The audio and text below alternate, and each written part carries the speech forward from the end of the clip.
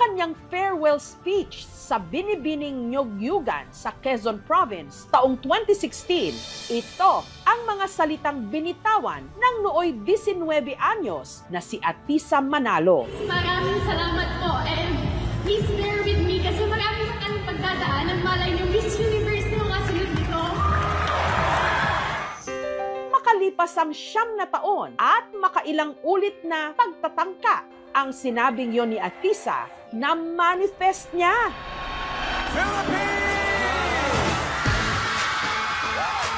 Si Atisa kasi hindi lang rumampa sa Miss Universe pageant. Maria Atisa Manalo, Philippines!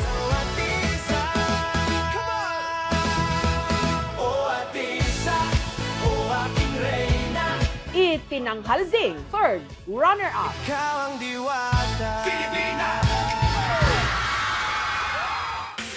Nito lang Biyernes, ginanap ang coronation night ng Miss U sa Thailand, kung saan nakipagpuksaan si Atisa sa 120 candidates.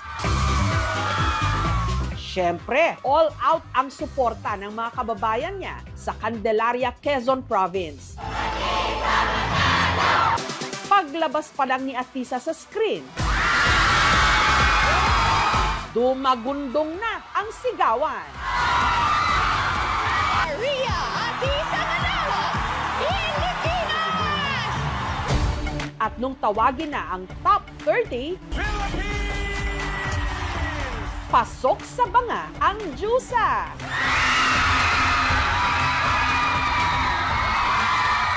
Sa swimsuit round, ipinakita ni Atisa ang kanyang kabog na pasarela o lakad.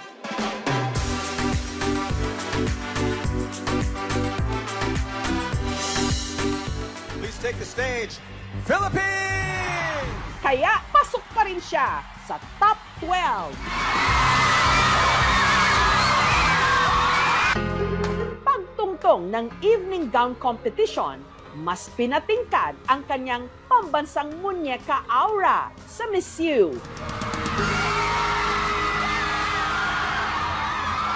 Joining her is Sa pagpapatuloy ng kompetisyon, Philippines!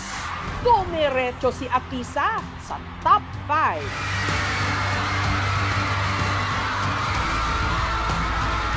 Pinakamataas na nakamit ng Pilipinas sa nakalipas na 4 na taon. Please choose a question. At dumating na nga ang pinakainabangang Q&A o question and answer portion. As a global ambassador or citizen, what will be your contribution to humanity? I want to be the hope of people. I come from a very poor background. I started pageants at 10 years old to put myself through school and to lift my family out of poverty. And if there's anything that I want to show the universe, I'm here right now. I'm standing as Miss Universe because I was able to get myself out of any situation because I was hardworking, I was persistent, and I fight for what I want. Thank you. Bago makasampa si Atisa sa Miss U stage, hindi naging biro ang kanyang naging paglalakbay. Half Filipino, half Finnish si Atisa. Laki sa simpleng buhay sa probinsya. Sila'y naglalaro dito, nangunguhan ng mga bulaklak dyan, ng mga orchids. Ay, sinasabuyan siya ng mga bata ng bulaklak at siya yung naganap na Mama Mary. Taong 1992, nung lumipad pa Israel ang kanyang inang si Elsie para maging caregiver, doon niya nakilala ang ama ni Atisa hanggang sa nabuntis siya.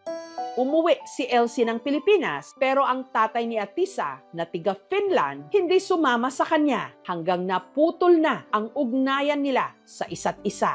Alam mo yung longing for a father? Pag dumadating sila, nakatingin lang anak ko, tapos sumasalubong yung mga pinsan niya. Nakikisalubong din siya, nagpapabuhat siya. My biological father, I've never met in person before, but he reached out to me a few years back. Nangangamusta siya every once in a while, pero it's not enough for it to be called a relationship.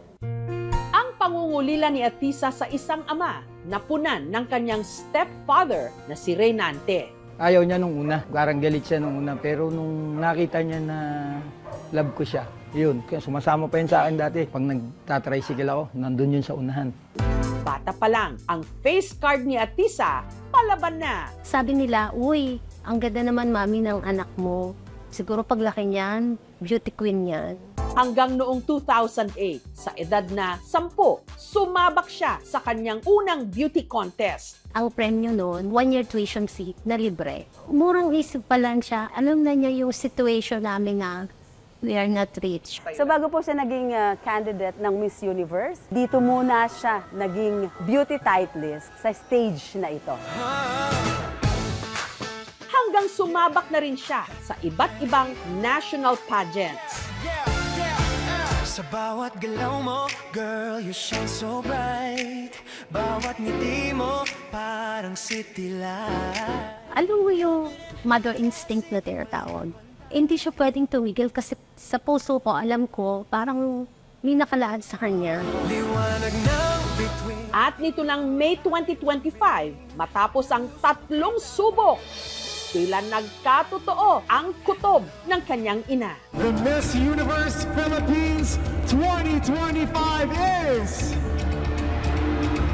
Quezon Province! Si Atisa, kinoronahan Miss Universe Philippines 2025. Congratulations, Atisa Manalo! We're the Philippines. We're a powerhouse. We'll make sure that we can get the 5th crown. Puspusan ang kanyang pag-iensayo. O Atisa, o aking reyna, pambansang manika, Pilipinas sa'yo ang korona. Bago ang pinakainabangang finals ng Miss U, si Atisa nakipagbardagulan muna sa National Costume Competition bilang reyna ng mga fiesta. The embodiment of celebrations and good vibrations, Philippines.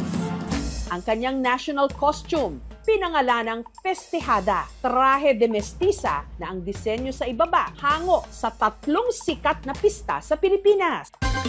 Ang Panagbenga Festival ng Baguio, Giant Lantern Festival ng Pampanga, at Pahiyas Festival ng Quezon Province na kanya ring probinsya. Gawa ito ng Filipino designer na si Mac Tumang na siya ring gumawa ng tinawag na lava gown ni Miss Universe 2018 Catriona Gray. Una niyang sinabi, my concept that I really want is I want to be yung festival queen. Gusto niyang makasayaw sa costume and of course, beautiful and big. Napangangari ng lahat sa swimsuit performance ni Atisa sa preliminary, kung saan para bang may sarili daw siyang ring light. Sa evening gown competition, lalo pa siyang nagningning. Suot ang isang ice blue crystal-studded evening gown na kumikislap sa bawat hakbang.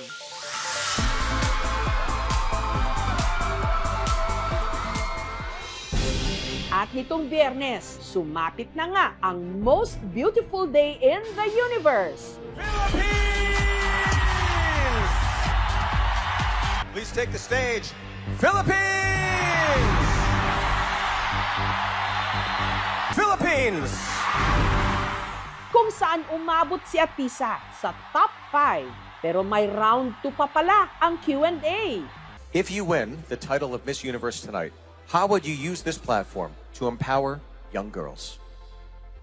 I work with an organization called Allen Academy, where we work with young people to provide them opportunities to make them realize that it doesn't matter what your life circumstances is, it doesn't define where you will go. And I want to continue working with Allen Academy in a bigger platform like Miss Universe to pursue making sure that people who come from low-income backgrounds are given the same opportunities as everyone else. Thank you. The third runner-up is Philippines.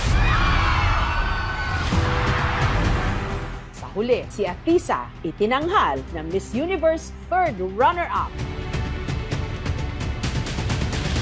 ang nag-uwi ng corona si Miss Mexico Fatima Bosch.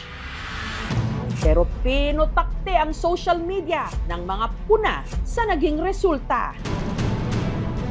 The new Miss Universe 2025. Walang matatahimik sa results ng Miss Universe. Cooking show na naman talaga. Lalo pat sa Miss U ngayong taon, may ilang kontrobersya. Si Miss Mexico nag-walk out nung siya raw ay pinagalitan ng isa sa mga organizer. He called me dumb because he have problems with the organization and I think that's not fair. Sunod namang may isa sa mga judges na nagsabing parang luto raw ang pagkakapili sa top 30. Gayunman, hindi pa rin matatawaran ang naabot ni Atisa sa kompetisyon. Masayang-masaya kami sa narating mo. Proud na proud kami. Yung tinatawag nilang third lang ay hindi natin pwedeng tawaging lang yan. Maging totoo ka pa lagi sa sarili mo. Laging pairalin ng pagiging mabait. Very proud mom.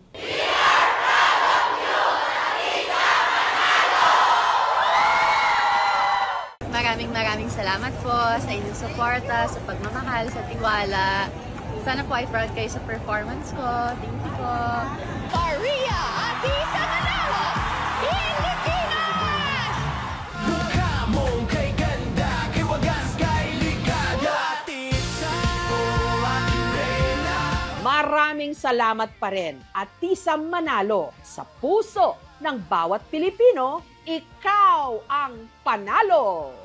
Laban lang kasi kapag determinado kayo, kapag porsigido kayo, unti-unti nyo ma-achieve talaga yung mga pangarap nyo.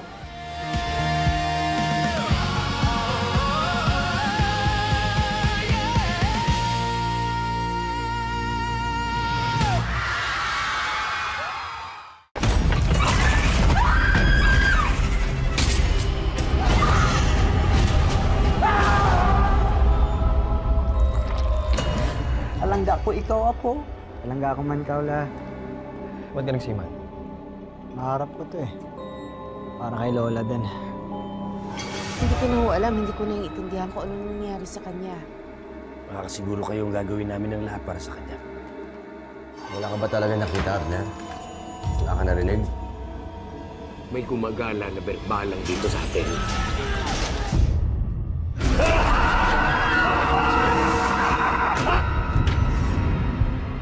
Ang mga nangangambang puso't isip, ginagamit yan ng demonyo para kumapit sa kaluluwa ng tao. Alam mo kung sino yung dapat mong ipagdasal na hindi mo makita? Si Pochong. Kumakain ng patay, may mata ng pusa, may pakpak ng pangke, lumalakas kapag kabilugan ng buwan.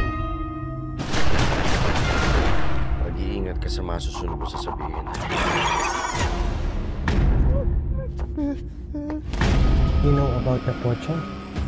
Please refrain from talking about Pochong. Do not attract its attention. Father Rex, yan po bang pinakamatinding sanik na naharap ninyo? Hindi ako titigil hanggang hindi ako nakapaningin. Hindi tayo papatay. Kakampi natin ang Diyos. Huwag sumamangita sa akin! Ha? Masusunod ang kaluluwa mo, si Guillermo! Mapatawad ang Diyos sa lahat ng lumalapit sa kanya! Weh!